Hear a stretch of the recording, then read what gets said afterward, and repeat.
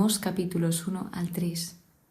Generalmente suele ser muy fácil ver los errores en los demás, ver en qué fallan los demás, señalar a los demás, pero cuando llega la hora de ver nuestros errores, nos cuesta bastante, incluso nos cuesta identificar cuáles son nuestros errores más recurrentes.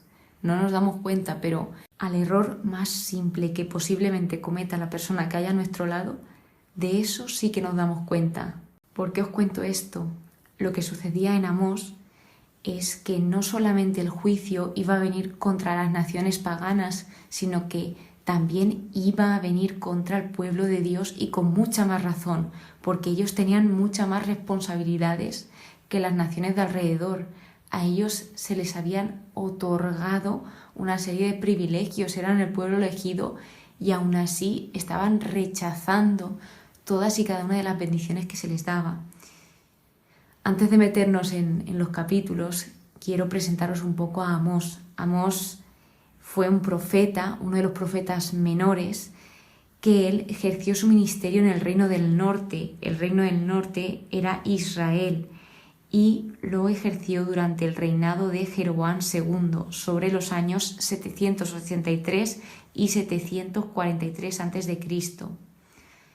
Jeroboam II, este rey, lo que hizo fue ganar nuevos territorios y también generar riqueza, además de que permitió la idolatría e injusticia, por lo que todo esto fueron razones para desviar al pueblo y alejar al pueblo del Señor.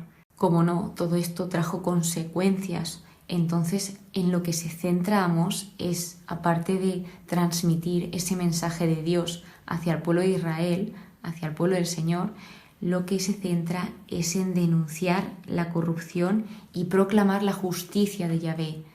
Él está denunciando la opresión que se ejerce contra algunas personas, sobre cómo los ricos se están aprovechando de los pobres, cómo los están vendiendo como esclavos y encima les estaban negando la representación legal.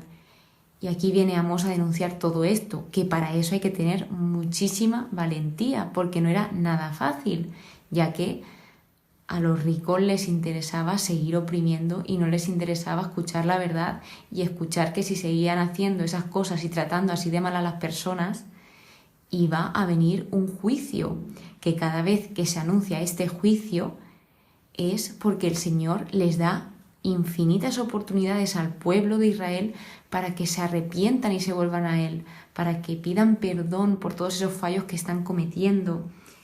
Entonces, algo que sabemos de Amós es que él era un pastor, él era un hombre sencillo. Según los estudios, parece ser que esto nos lo dice porque él no tenía, como otros profetas o sacerdotes que habían hablado en nombre de Dios, él no tenía ningún conocimiento teológico.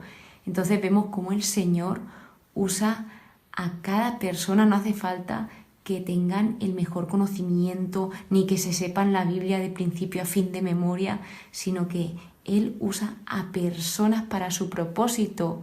Hay una frase que me encanta, que es que Dios no elige a personas capacitadas, sino que Dios capacita a las personas que elige. No hace falta ser perfecto para que el Señor te elija.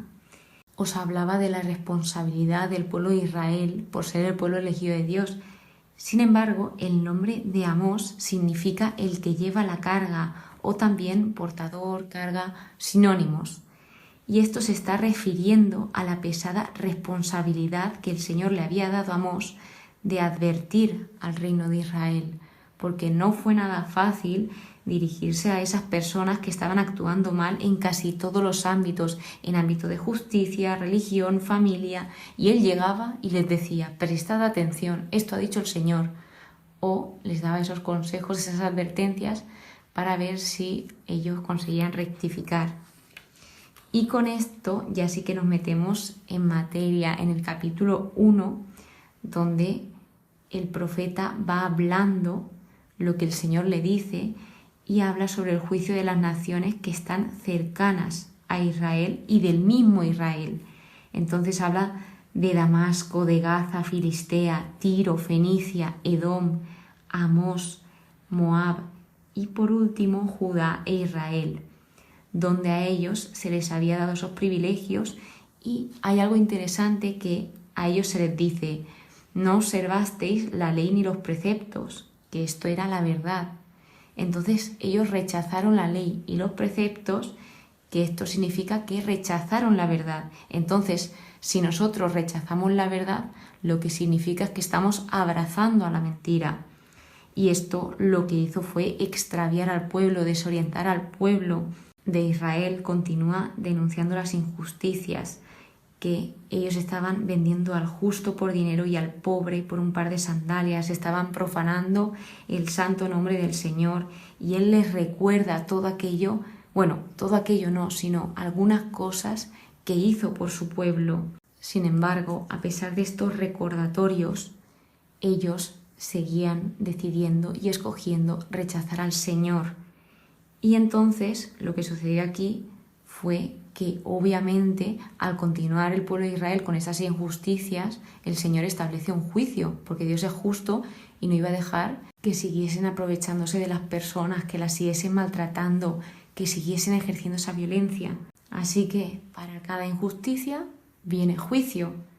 En el capítulo 3 nos habla de esa elección y ese castigo que el Señor designa para su pueblo, donde aquí vuelve a recordar que solamente a ellos conoció entre todas las familias de la tierra. Aquí les está mostrando lo privilegiados que son y ese amor que Él les tuvo desde el principio. Y esto significa que es un gran llamado y una gran responsabilidad. Entonces esto lleva a grandes consecuencias. Recuerda, también hace una alusión a Génesis capítulo 12, donde Israel debía ser una bendición para todas las naciones y estaba siendo todo lo contrario. Y a la hora de recordar, lo que nos recuerda es el éxodo, el cuando Dios sacó a los israelitas de Egipto, los sacó de la esclavitud para liberarlos y llevarlos a la tierra prometida. Y este es el acto central de redención del Antiguo Testamento, el éxodo. En cambio del Nuevo Testamento veremos cómo este acto central será Jesús en la cruz, la obra que hizo Él allí. Así que luego de esto plantea una serie de preguntas retóricas donde pues les va haciendo pensar al pueblo y dice: nada hace el Señor Yahvé sin revelar su secreto a sus siervos los profetas. Volvemos a remarcar eso de que Dios dio oportunidades para arrepentirse, de que esto no les iba a pillar por sorpresa porque les estaba siendo repetido por activa y por pasiva que iba a venir un juicio y se le estaban dando estas oportunidades. Y también hay que entender el contexto, que está hablando en que se le fue revelando a todo el pueblo lo que iba a suceder, de que Dios no se ocultó nada y que el juicio no vino así de repente, sino que habían sido previamente advertidos. Ruge el león, ¿quién no temerá? Habla el Señor Yahvé, ¿quién no profetizará? Luego habla de Samaria, corrompida, que va a sucumbir porque había desórdenes, violencia, entonces venía ese juicio. De nuevo, los ricos y poderosos estaban usando su riqueza y su poder para oprimir y robar a otros.